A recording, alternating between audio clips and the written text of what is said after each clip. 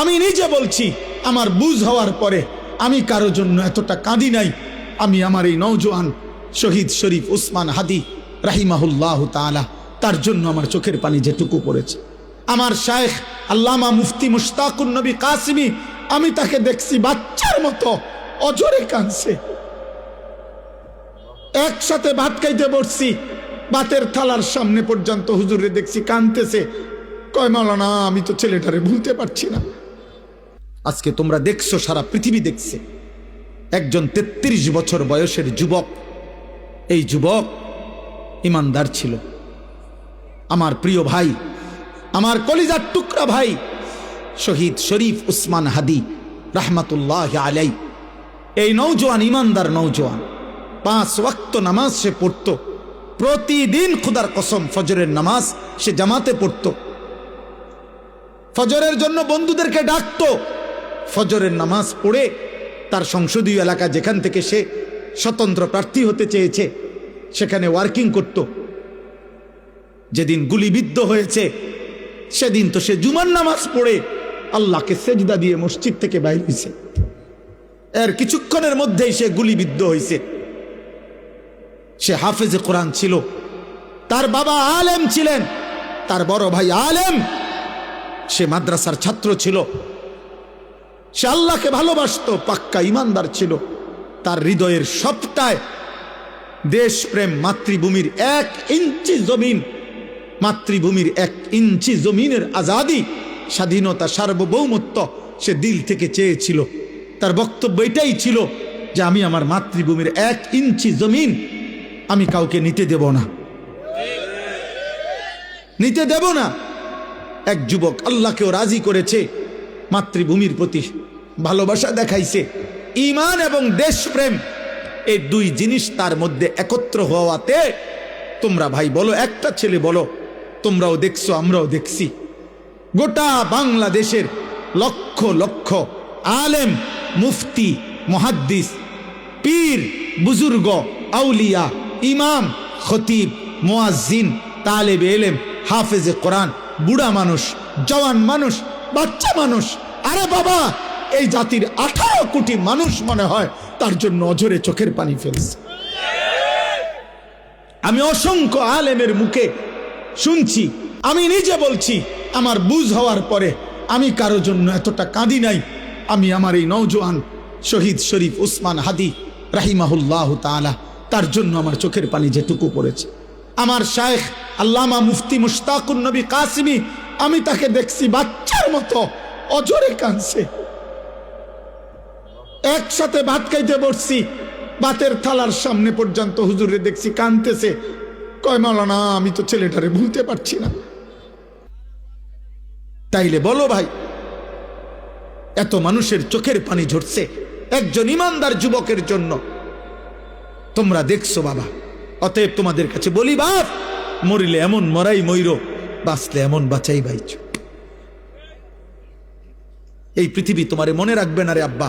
এই নারী, ছবি, মোবাইল, অশ্লীল দৃশ্য, জিনা, ব্যভিচার, মদ, জুয়া, বন্ধুদের অসৎ আড্ডা, রাত্র দিন মোবাইলের আসক্তি, আর 1 ওয়াক্ত নামাজের সেজদা নাই।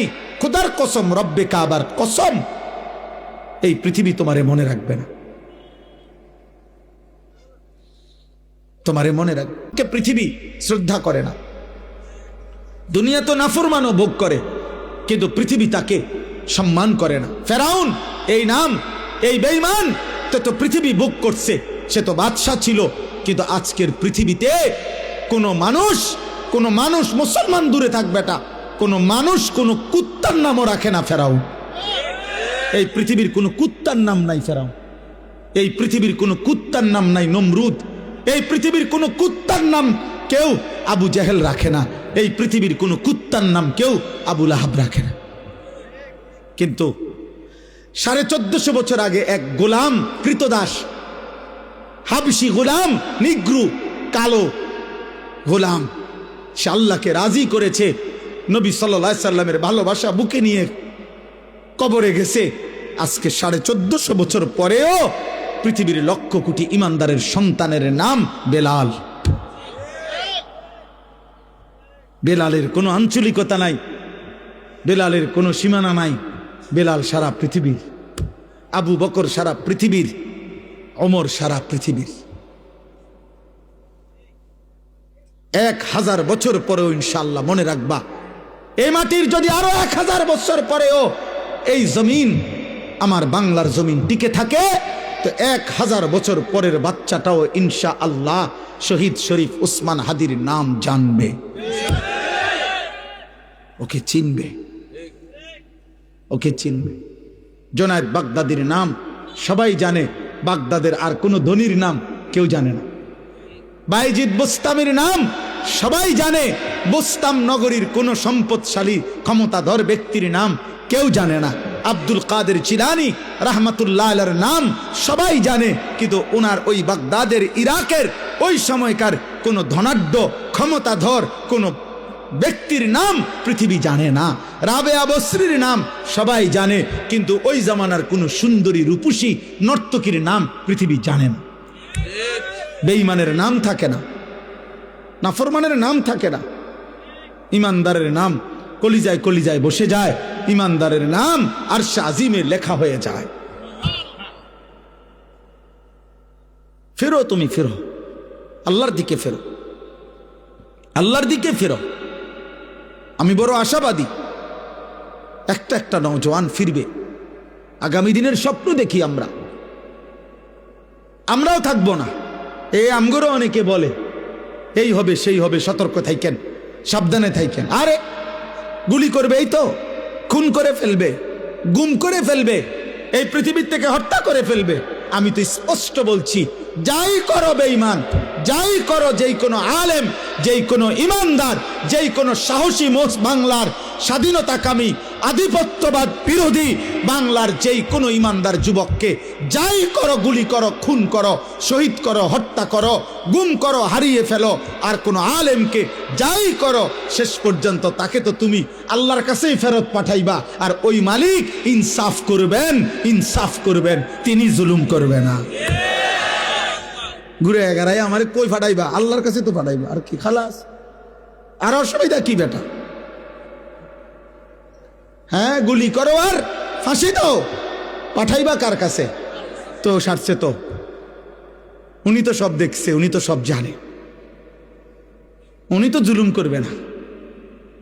আল্লাহ জুলুম করবে? খালাস, আর চিন্তা কিসের? পরিবার, বিবি বাচ্চা কিচ্ছু হয় না, এ আস্তে আস্তে কাব্যে কুব্বাইয়া দাঁড়ায় যায়, সবে জিন পার হইয়া যায়। কত এতিম বাচ্চা, কত বিধবা নারী এই পৃথিবীতে শেষ পর্যন্ত আল্লাহর দয়ায় এই টিকে গেছে।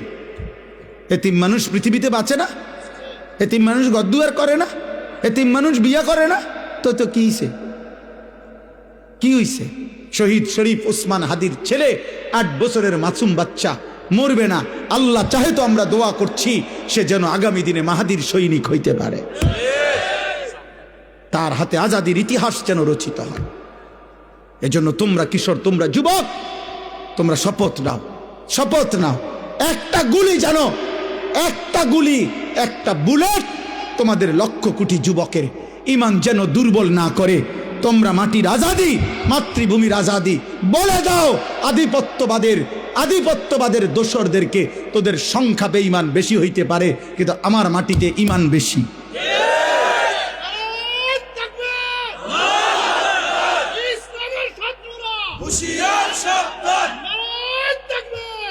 আমাদের জমিনে ইমান বেশি, ইনশাআল্লাহ, ইনশাআল্লাহ। আমরা খুন দেব, আজাদি দেব না। 1 ইঞ্চি মাতৃভূমির জমিন কেউ নিতে পারবে না, ইনশাআল্লাহ। যে পরিমাণ যুবক দরকার রবের ইশারায় তুমি জানবাও না, ইমানদার যুবক ঠিকই আছে, ছিল, থাকবো ইনশাআল্লাহ। এমন অনেক ছেলে আছো, শোনো মিয়া, আমার কথা শোনো। নবী তো সেদিন আবু বকরকেও দাওয়াত দিছে, আবু জেহেলকেও দাওয়াত দিছে, ওমরকেও দাওয়াত দিছে, আবু লাহাবকেও দাওয়াত দিছে, দিছে না? কথা বলেন না তো? আল্লাহর পাক যেন বন্ধুকে বলছে, বন্ধু দাওয়াত আমনে সবাইরে দেন, লোক নিমু আমি।